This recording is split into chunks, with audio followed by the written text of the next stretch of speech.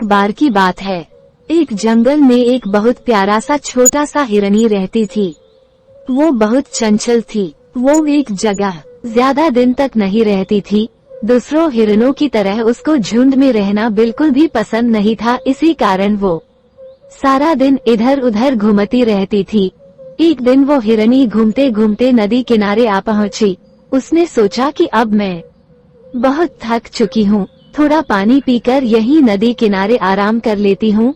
तभी एक शिकारी झाड़ियों के पीछे से छुपकर उस हिरन को देख लिया। जैसे ही हिरनी ने शिकारी को देखा वो बहुत बुरी तरह से डर गई थी। शिकारी को देखकर हिरनी वहाँ से भागना शुरू कर दी। कुछ दूर जाने के बाद हिरनी को एक मकई का पेड़ दिखा। उसने सोचा कि इसके पहले शिकारी आकर मेरा शिकार कर ले तो उससे पहले ही मुझे इस खेत में जाकर छुप जाना चाहिए और शिकारी मुझे देख नहीं पाएगा और मैं बच जाऊंगी।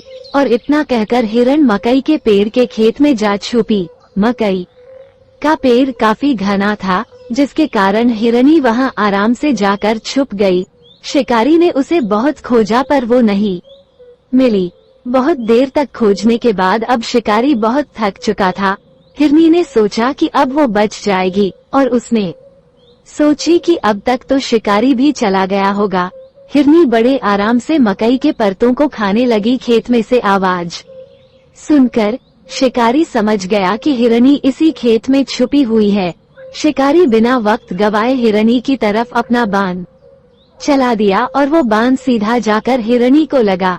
हिरनी ने सोचा कि जिसने मुझे शिकारी से छिपने के लिए जगह दी, जिसने मुझे सहारा दिया, उसी को मैं खाने लगी। हिरनी ने कहा, मैंने बहुत मूर्खता का काम किया है। इतना सोचते ही हिरनी तुरंत मर गई।